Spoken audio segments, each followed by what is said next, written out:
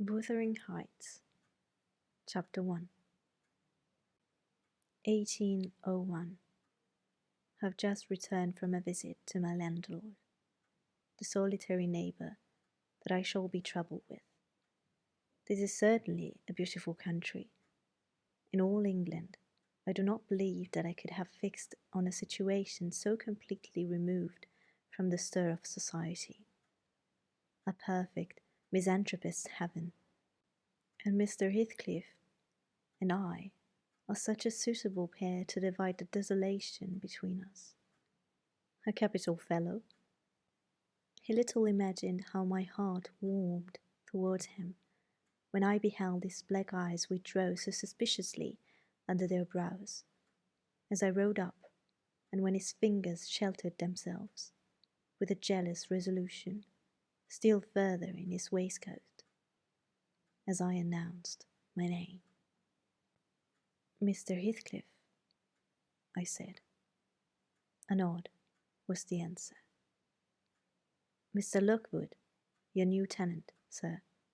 I do myself the honour of calling as soon as possible after my arrival to express the hope that I have not inconvenienced you by my perseverance in soliciting the occupation of Thrushcross Grange. I heard yesterday you had had some thoughts. Thrushcross Grange is my own, sir, he interrupted, wincing. I should not allow anyone to inconvenience me.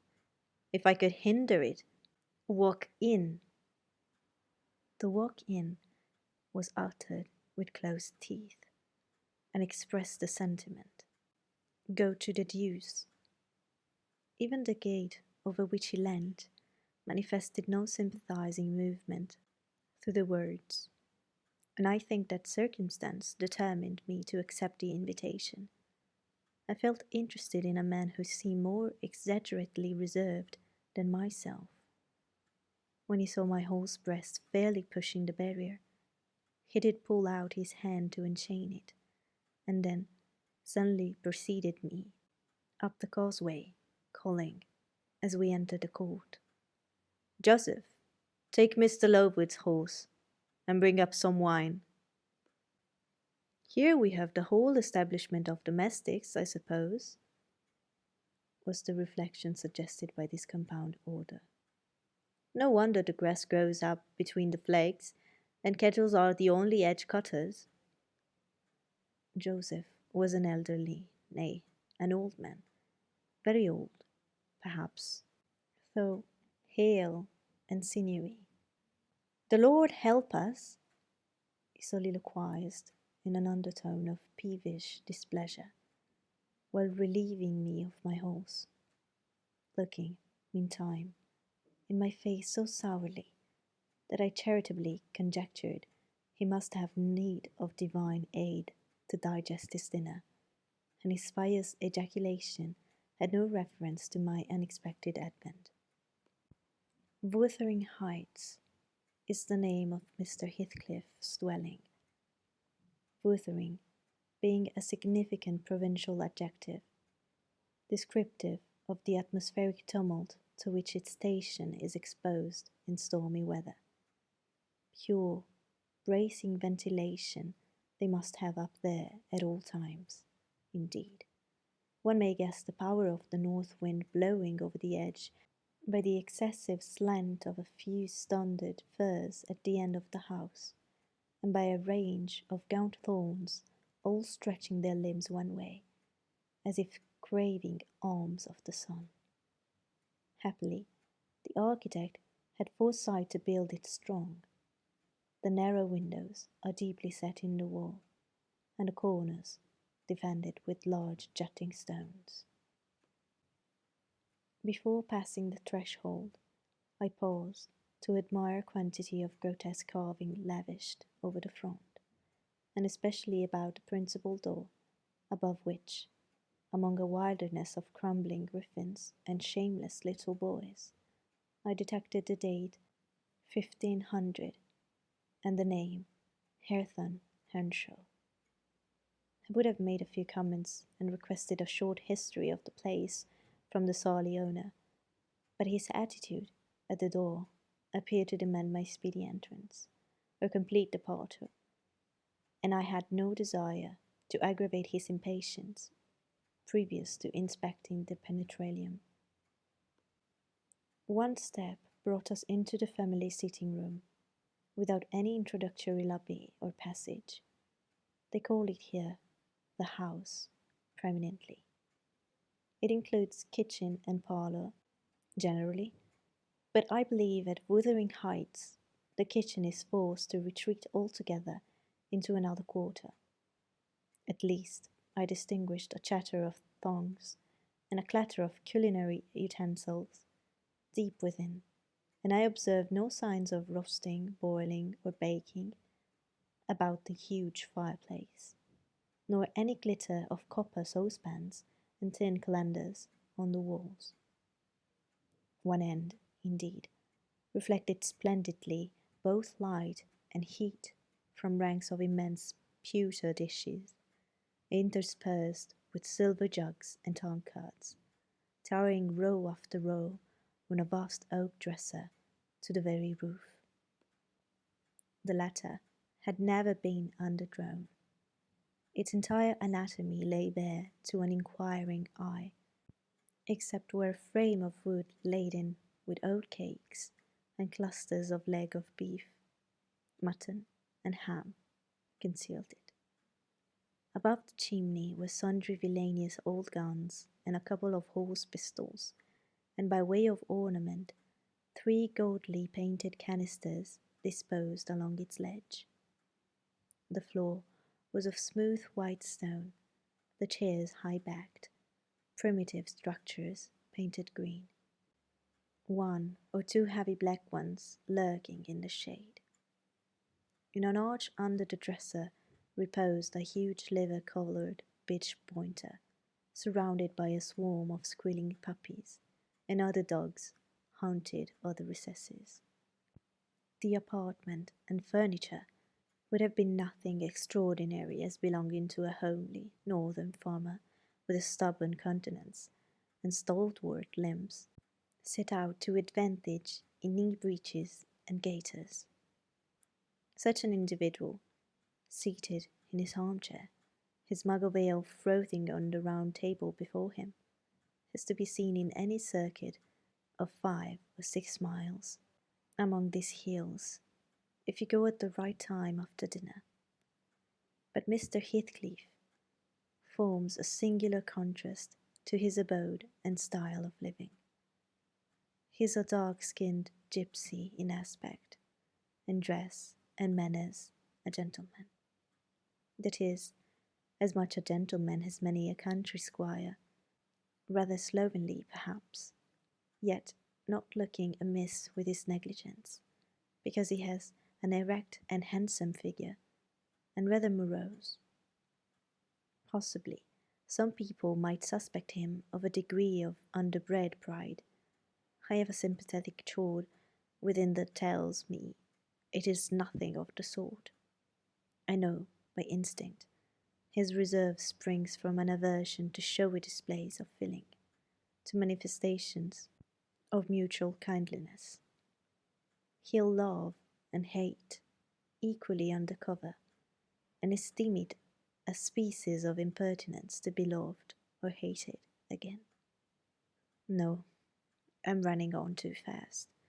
I bestow my own attributes over liberally on him. Mr. Heathcliff may have entirely dissimilar reasons for keeping his hand out of the ways, when he meets a would-be acquaintance, to those which actuate me.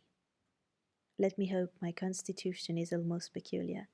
My dear mother used to say I should never have a comfortable home, and only last summer I proved myself perfectly unworthy of one. While enjoying a month of fine weather at the sea-coast, I was thrown into the company of a most fascinating creature, a real goddess in my eyes, as long as she took no notice of me. I never told my love, vocally, still if looks have language. The merest idiot might have guessed I was over head and ears. She understood me at last, and looked a return, the sweetest of all imaginable looks. And what did I do? I confess it, with shame, shrunk icily into myself, like a snail. At every glance retired colder and further, till finally the poor innocent was led to doubt her own senses, and overwhelmed with confusion at her supposed mistake, persuaded her mamma to decamp. By this curious turn of disposition, I have gained a reputation of deliberate heartlessness. How undeserved, I alone can appreciate. I took a seat at the end of the hearthstone, opposite that towards which my landlord advanced, and filled up an interval of silence by attempting to caress the canine mother who had left her nursery and was sneaking wolfishly to the back of my legs, her lip curled up and her white teeth watering for a snatch. My caress provoked a long, guttural snarl. "You'd better let the dog alone," growled Mr. Heathcliff in unison, checking fiercer demonstrations with a punch of his foot. "She's not accustomed to be spoiled, not kept for a pet." Then, striding to a side door, he shouted again, "Joseph!"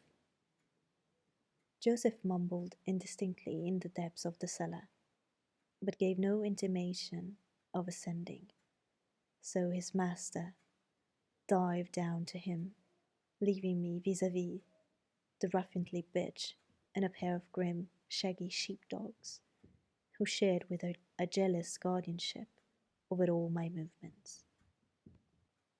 Not anxious to come in contact with their fangs, I sat still, but imagining they would scarcely understand tacit insults, I unfortunately indulged in winking and making faces at the trio, and some turn of my physiognomy so irritated madam that she suddenly broke into a fury and leapt on my knees. I flung her back and hastened to interpose the table between us.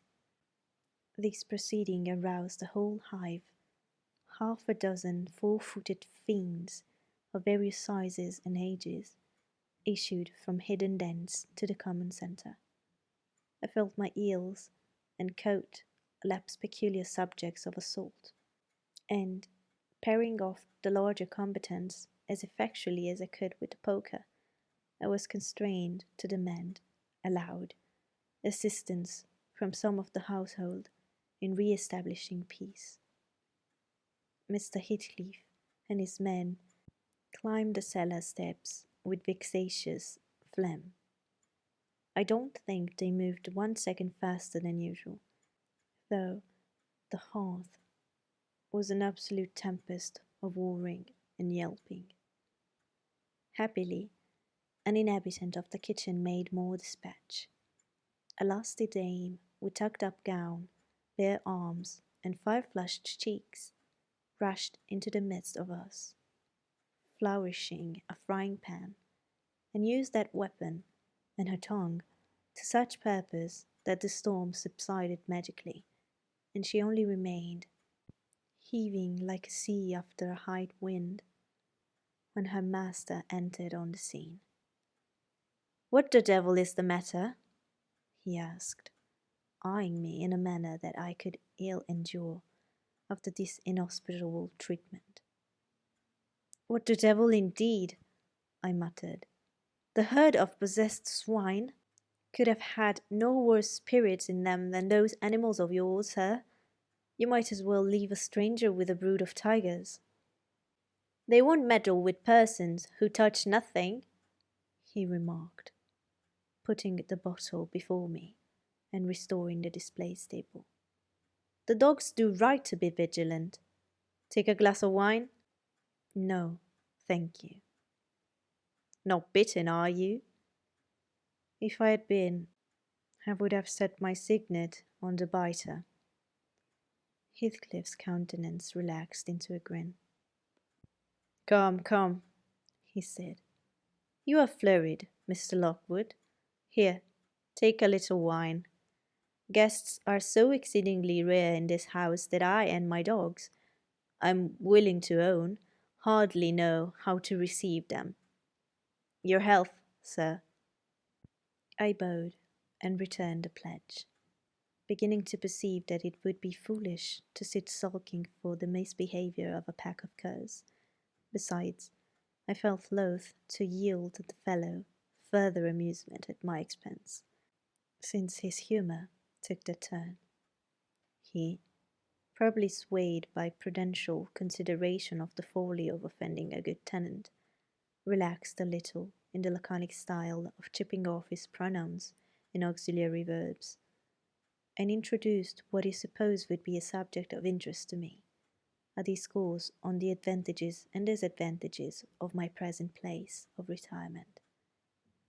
I found him very intelligent on the topics we touched, and before I went home I was encouraged so far as to volunteer another visit tomorrow. He evidently wished no repetition of my intrusion. I shall go notwithstanding.